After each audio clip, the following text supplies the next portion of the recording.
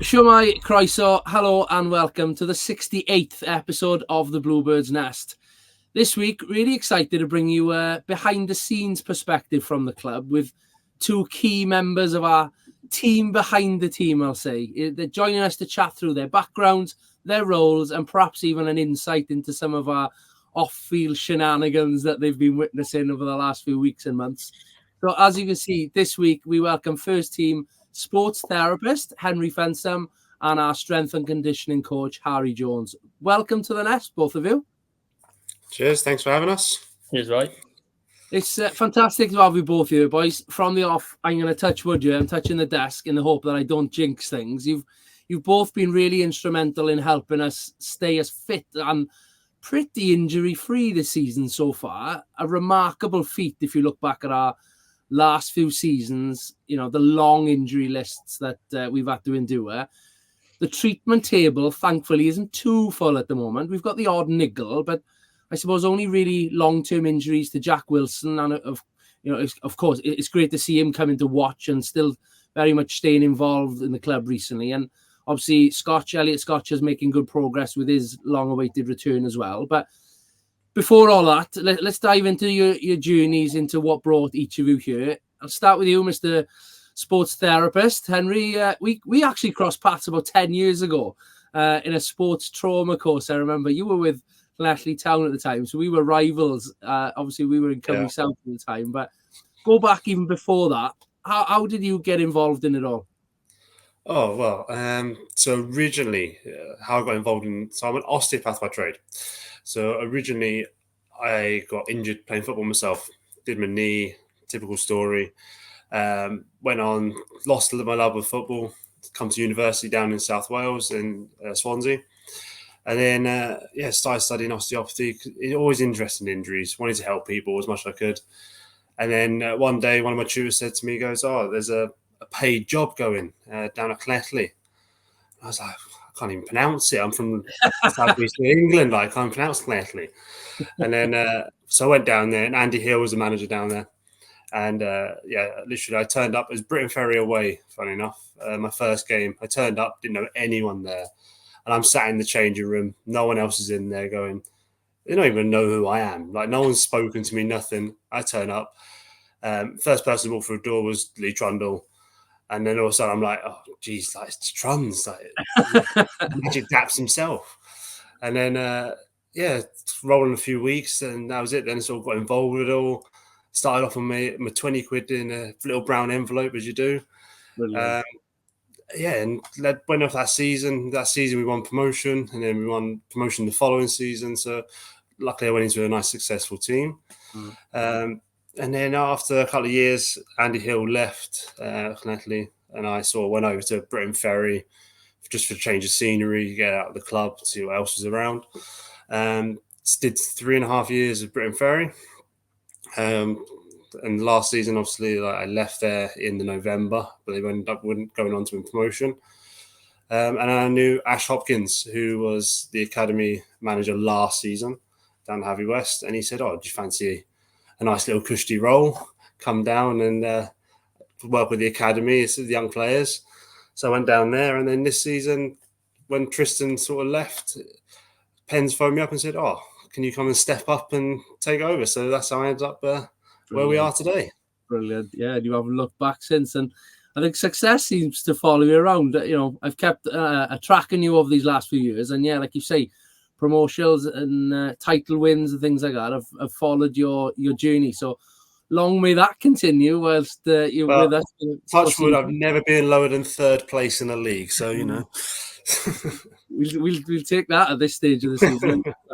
Brilliant. We'll come on to the present day shortly, but Harry, I come to you now. Then let's get you involved. You've come in as strength and conditioning coach over the summer after graduating with a sports and exercise science, I think, at Cardiff Met University. Always something you wanted to, go down as a career path? Yeah. So when I finished university, I had a great time there, learned as much as I could. Just sort of wanting to, when I finished, then I wanted to see what was out there, what's available to me, what can my degree do. Got a great foundation of physiology, biomechanics, and psychology, which was the basis of the sort of degree I did. But massive part of the other side of that then was strength and conditioning. And I've always been involved in football as much as I can, whether playing and things like that. So implementing that in sport is something I sort of wanted to focus on a bit more. So yeah, finished university. Didn't really want to play as much football this year. Wanted to sort of see how coaching or implementing my degree if I could. And yeah, got in contact with Becky over the summer, just seeing if I could either be a coach or just see what really I could do. I mentioned my degree, and they were sort of looking to try and make sure like speed work and things were incorporated in the academy and the first team. So as soon as she mentioned that, I was sort of, it lit my eyes up a little bit of, oh wow, I could really do something here. So yeah, over the summer then I got involved with the first team with their cardio work, especially going into pre-season and things like that. And yeah, the academy's been great as well. I've got loads of opportunities to work with all different age groups, using what I've learned in university and also what I've learned outside, sort of improving the knowledge then, and also getting that practical application of it as well. It's been great seeing people progress as well. You can see results get better from players running more, not just with the first team, but also with the younger ages as well. So yeah, it's been great.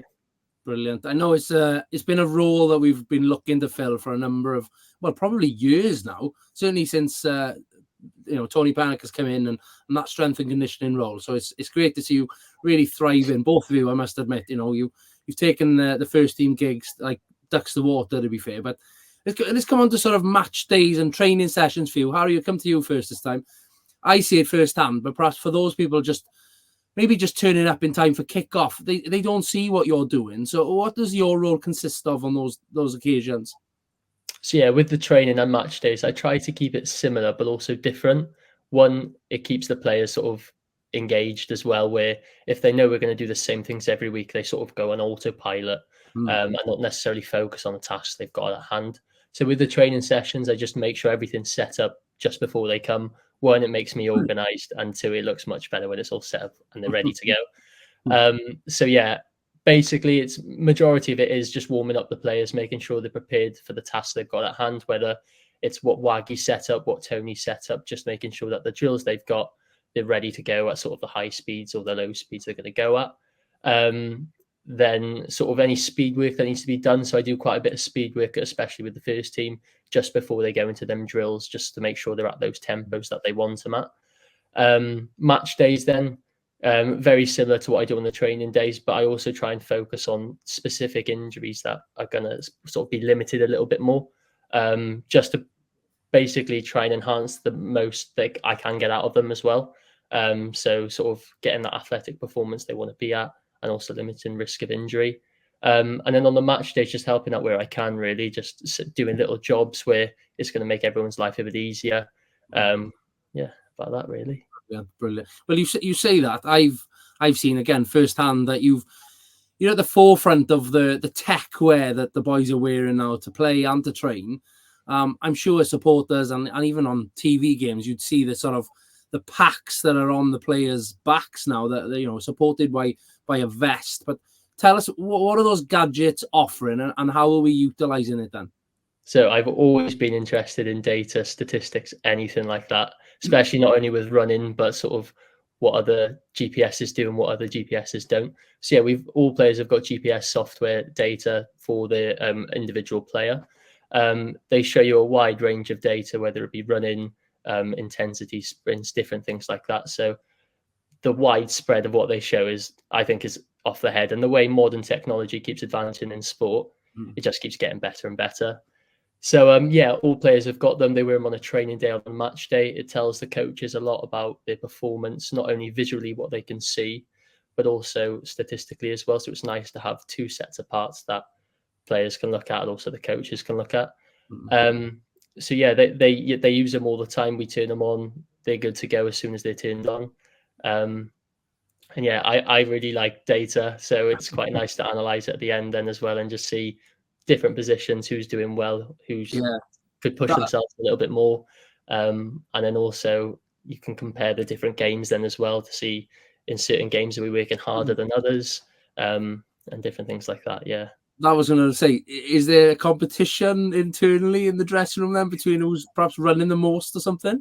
everyone likes top speed. Everyone likes to run as fast as they can for the shortest period of time. So as soon as they sink it towards the end, then they can see how far they've run and the top speed they've got. So they're all not competing internally, maybe, but they're just saying, "Oh, I've got this speed, I've got that speed." It's nice to see that competitive element. Or, "Oh, this isn't right. You didn't run that fast," and things like that. Little glitches, probably. Yeah, that's it. Yeah. Good to see. All right, and you're just as busy prior to training session and kickoffs, but well, thankfully not too often. You haven't made your way onto the pitch too many times this season, actually. But you know, what are your tasks then? What are you responsible for? Oh, well, you should see my room before the games and training. To be honest, it's a bustling little room. So yeah, my main role obviously is to prepare the players best I can to go and do the work with Harry, as well as going on to play games and train to the best of their ability. So whether that be someone needs a calf loosening, someone needs got a bit of tight back today, someone needs their ankle taped from previous injuries and things like that. So normally I tend to have a good few of them popping in, because one of them's had a little niggle on the way to training, or a little niggle on the way to the game sort of thing, or sometimes they just got a headache and they just want to come in there and just have a chat, I think. So yeah. But that's mainly my role, just trying to get everyone ready, make sure they're all prepared. And as you say, thankfully, touch wood, that I haven't had to be on the pitch too much. So me and Becky were having a joke about it on the weekend, saying that I said most of my job is actually before the game, and I don't have to do anything during the game. I'm just a spectator, which is ideal for me. I don't mind that at all. Brilliant. I love that. With regards to tech for you, then, there's probably so much available in your industry. Anything that you're embracing in the club? So I use shockwave a lot. So shockwave therapy is ideal for like tendinopathies and things like that. So I tend to use that a lot. I use cupping therapy. So if anyone's really tired, I can use cupping therapy to try and loosen them off, like trying to get the muscles to relax a bit more. But as you say, there's so many different things, and unfortunately, it costs a lot of money. So I'd love to have all of these random nice bits of tech in the club, but it's what I've got in my clinic that I can transport most of the time. So I say shockwave therapy is the most commonly used thing, and a few of the players quite enjoy it as well at the minute. Yeah, saves them a few quid. That's why they enjoy it, I think. Yeah, when you look back to probably the times that we were playing and early days of my time with the club, it was a bandage, a spray, a couple of heat spray, cold spray, and that was about it. Ice at a push. But yeah, it's great to see. Taping up malarkey. We've moved with the times. Fantastic. And you said your clinic and things. For quick plugs for you both here, I suppose. You've both got employment outside of the club too. And you've set up your own business about 7 or 8 years ago now, I think. Health First Osteopathy. Tell us about that, man. So, yeah, I set up my clinic about, I'd say 7, 8 years ago now, down in Swansea. It was one of those, when I graduated, didn't really know what to do, trying to look around for jobs, and there was hardly anything along the M4. So I took the dive off the end and just sort of thought, I'm going to run with it, go with it, see what happens. And yeah, thankfully, it's been growing and growing and growing. And I've had a couple of people working for me over the last few years. I've got a sports massage therapist that works for me every week. But yeah, you can pretty much find me if I'm not at the side of a pitch or in training. I'm normally in the clinic, much to my wife's dismay. Fantastic. And anyone in that part of the world, how can potential clients get in touch with you then? So you can either look me up on Instagram or Facebook, as Health First Osteopathy.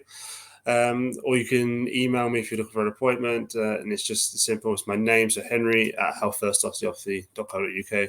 Just give me a message, and we can always talk through things as well. Fantastic. Harry, similar for you, I suppose, but you're much earlier in your career. I'm not aging you too much here, Henry, but you've taken up a role at Pembrokeshire County Council. You're a fitness supervisor, but you've also set up Rejuvenate Sports Therapy. Similar, I'm assuming. Then is it what's that offering clients?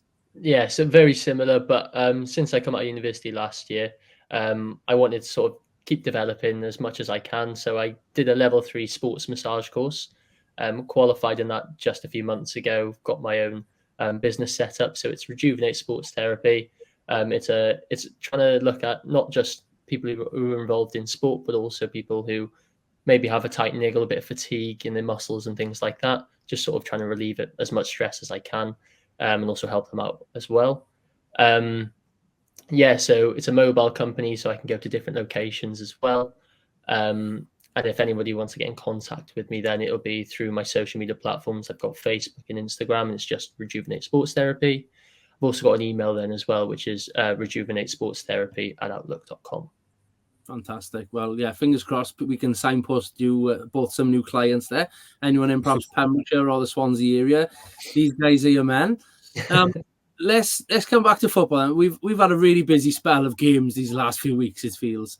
You've both ensured, as I said, that we've been as full strength as possible. You know, it's Penn said it in a Scorio interview. It's given him a headache that he probably would have dreamed of. You know, over the last 2 seasons, it's been the best start to a Cymru Premier season the club's ever had now. You know, unbeaten in 8. We've had 9 clean sheets in 14 games, conceded only 5 goals in total as well. And, you know, we are still second in the league. I know TNS are hot on our tails as well, but, you know, we're really, really on the crest of a good wave here. And I've said about success with other clubs. How does this run compare for you? So, well, I've worked with some great clubs, great teams. The team we had with Andy Hill at Clethley this season, we went pretty much all the way unbeaten to go up to the Welsh Premier League with that squad. It was, when you look back on the players that were in there, it was an incredible team. You had your likes of Joe Clark, we had Lee Trundle in there. So those sort of boys sort of knitted the team. We had James Loveridge, Jordan Follows we had down there. We had some interesting characters, should we say? But that was probably one of the best teams I worked with at the time. But the team we've got now, the mental resilience more has impressed me.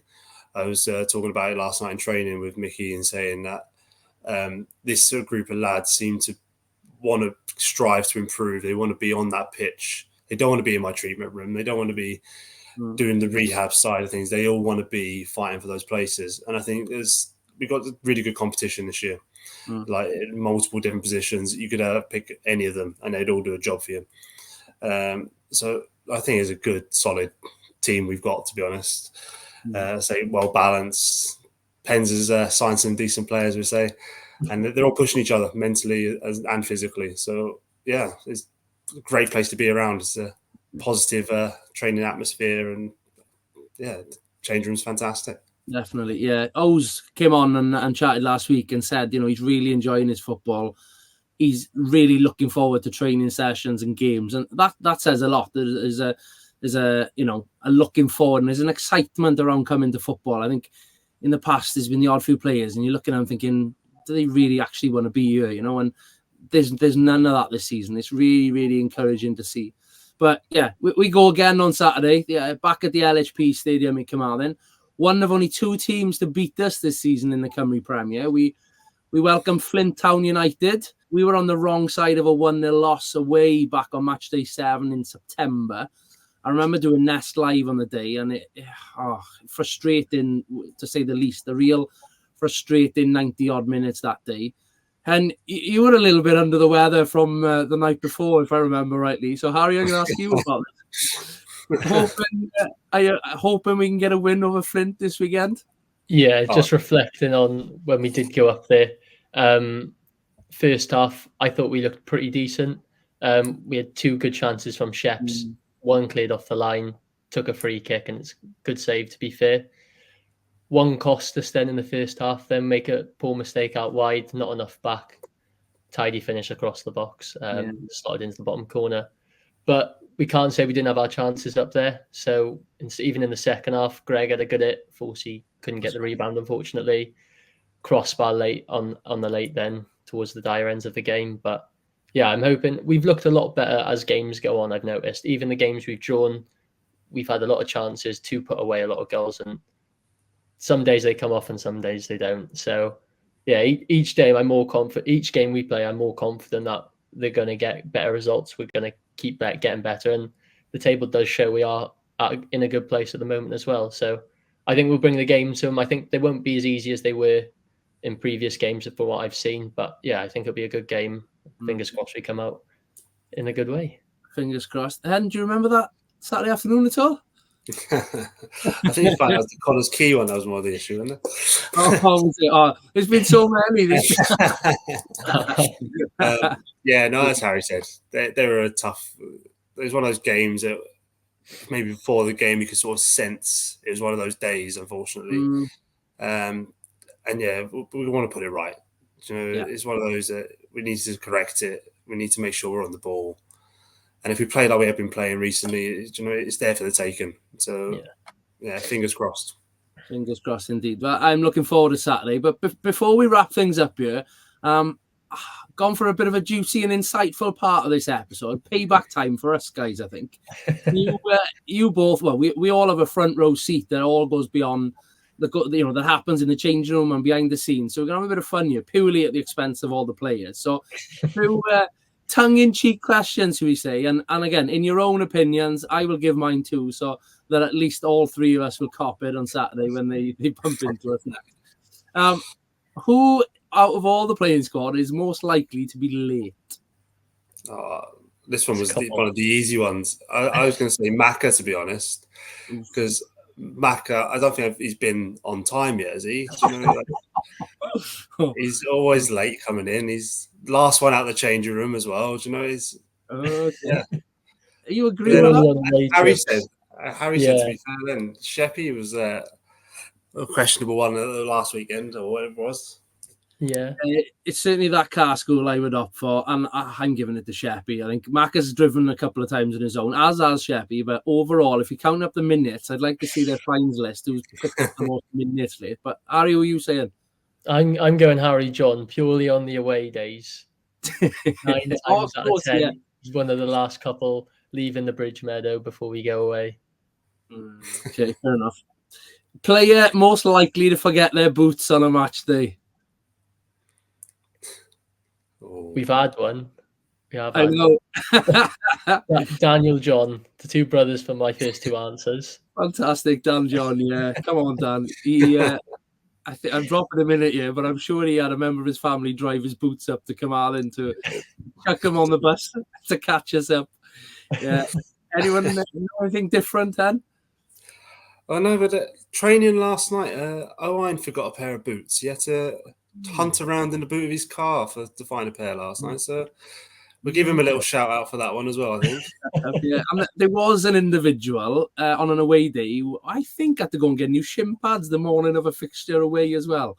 Mr. Greg Walters, I believe that was. But we're spilling all the secrets here. I love it. In the dressing room, then, or perhaps even in the treatment room with you, Hen, what have you witnessed for regards to like any pre-game rituals or superstitions? Well, the goalkeepers tend to go through all my tape box every week, and spend a fortune on tape because I don't know where it disappears to. It's just them two rustling around half time. But another one is Dan Hawkins. He always seems to be doing these static stretches and just hovering around my treatment room. Obviously, he spent a lot of time in treatment rooms over the last few years and things like that. So I don't think he wants to disappear completely. I just want to make sure he is absolutely fine. There's no injuries at the minute. He's all fine. But he loves just hovering around and static stretches in the corner. You turn around and he just appears and he's just there. So, yeah, that'd be my one. He's always around. Harry, you've seen anything? I'm going to drop the keepers in it again. They always like their water bottles and resistance bands ready there before they go out. So I try my best to do that every week for them. But yeah, not necessarily a strange ritual, but one we keep close, I think, with the keepers. Fair enough. Next one is an interesting one. The biggest prankster in the dressing room. There's a couple. I've got one for this. I'll go first for this one. I'm going to say Alaric. He had an absolute corker early doors of the season. We had pizzas delivered to us in Carmarthen for the home and away teams. So there's a pile of pizzas on the desk. And, the pizza comes with like a dip, doesn't it? So there's this garlic dip. And, hardly anybody eats the garlic dip, I don't think. So he's sniffing it, like catch him sniffing it. And a few people are sort of whispering, watch this. He's sniffing it and he says something off this. And as he passes it, I think it was Macca, he passes it to Mac and says, "What do you think of this smell?" And as he's just got him hooked on his sinker and just smashed him covered in garlic dip. And there's no coming back from that, to be fair. I think he stunk for the rest of the evening. But yeah, I'm going Alaric for that one. Yeah, I had Alaric down, but there's also I think Greg's a bit of a sly one. He sneaks in there as well. I don't know if you've told the story about my wedding day. So I got married in August, and Greg set up old Notty hook, line, and sinker. He told him that my wife hadn't turned up, and she'd run away with the money and disappeared on the honeymoon without me. And this was on the back of the bus. So all of a sudden, I'm getting this message. So I'm on my wedding day, didn't know anything about the game. I was away for that game. And I get a message come through saying, "Oh, I'm really sorry, mate. If you ever need to speak, I'm always here for you." And I'm thinking, what's happened? What's going on here? Yeah. All of a sudden, I get a message from Greg. "What has not he messaged you?" I sent him the message. And that was it then. The boys at training were just absolutely rinsing Notty. So poor lad, like, I'm grateful, obviously, he was checking in on me, but at the same time, come on now. I was on the other side of that, and that's pretty much how it played out. I will say I was a little bit a part of that wind-up as well. I won't let Greg take the entire bullet there, but that was comical, to say the least. Yeah, he just bought it straight away. Everyone else was like, "Really?" And Ivan Knott is on the wrong end of that joke that day. Ari, anything from you? Greg was mine, I think. Yeah, a few things Greg's done. Yeah. There was another one. I think Greg was involved. They sent Harry out saying that Scorio wanted to interview him. Yeah. Poor Harry's on the touchline after the game had finished, waiting for Scorio to finish and interview the managers, assuming he was next. And Scorio just packed up and walked off, and we had to say, he was a wind-up. I think that was Connor's key. Yeah. Yeah, early in the season it was, but proper wind-ups. Who spends the most time looking in the mirror before heading out to training or a game? We struggled with this one a bit. So yesterday they're all planning doing Movember, and Ben Amoon walks in yesterday, and he shaved all his beard off already, and he's got a little Poirot moustache going on. So he's like pruning himself in the mirror, and it's just that was mine. Yes, from yesterday anyway. Mm-hmm. So it did tickle me, that one. But otherwise, I just said Sheppy. He's always titivating with his hair, should we say, and getting ready to go out like. Outstanding. Harry? Yeah, Sheppy was mine. He's the only boy I think I've seen look in the mirror a couple of times before going out on the pitch. Oof. And maybe a half time when they're a bit sweaty, needs sort the hair out. But yeah, there's a couple that do it, mind. I've seen Dill do it as well, but I think Sheppy's the most. Yeah. I wouldn't disagree from those two. The next one now then. Which player would survive the longest on a deserted island? I like this question. I thought about this one, and I'm going Maka. He seems quite an intelligent guy, so I think he'd survive well. He'd keep himself in the right sort of frame of mind, I think, as well. I've gone Maka I'm going with. Okay. I see your logic there. See, I'd go with Greg. I think Greg would do well on that. He loves his camping and wild camping and things like that. So I think he'd be well set up with his survival skills to survive on a desert island. Yeah, Greg was my vote as well for this one. He does like the outdoors, living right on the coast. He's down the beach a lot. Yeah, campfires and that. I reckon he can turn his hand to setting all that up and catching some wild wildebeest somewhere in the middle of a desert island. All right, then, sort of linked with this one. If you had to pick a player to cook for the whole team, who would it be? I'd go Ben Amoon. Because when we were away, he was banging on about this pasta dish he cooked, and he was trying to convince a few of the boys, like, it was a really good dish, like, you should try it and all this. So yeah, Ben Amoon, I think if he speaks up to what he says, I think his pasta might be worth talking about. Yeah, a lot of boys talk it up that they're good cooks, but proof's in the pudding. And I don't know whether you've seen, we did a cooking parody sort of show last year alongside one of the club partners, young chef, young waiter, and Yori had been banging on about his cakes. And to be fair, they were decent cakes. but the rest of his cooking skills were horrendous. So not always practice what you preach. I was going Macca for this one. I think Macca can turn his hand. He's had a long spell at Cardiff Met. I'm not saying his student culinary skills are still there. I think he's progressed well over time, Macca. And again, I struggled with this one. Then I thought, Greg runs a cafe, so maybe Greg's a bit of a dab hand in the kitchen. He was picking up some burgers the other day. He was making for him and the wife. So yeah, I'll give it to Greg on this one, I think. Fair enough. And the last one now. There's so many players getting away scot-free here, but who's most likely to accidentally message the team WhatsApp at 3 a.m.? Notty's got previous, isn't he? So we always put Notty down. Yeah. I'm probably leaning towards Ivan Not myself. Maybe even like Alric, I reckon, potentially. I reckon he could be a dark horse on the night out. Yeah, there was a fair few last year who were very much, 4 or 5 o'clock in the morning jobs occasionally, but I think slightly more mature group in the club this year. So Notty, he's probably getting my vote there.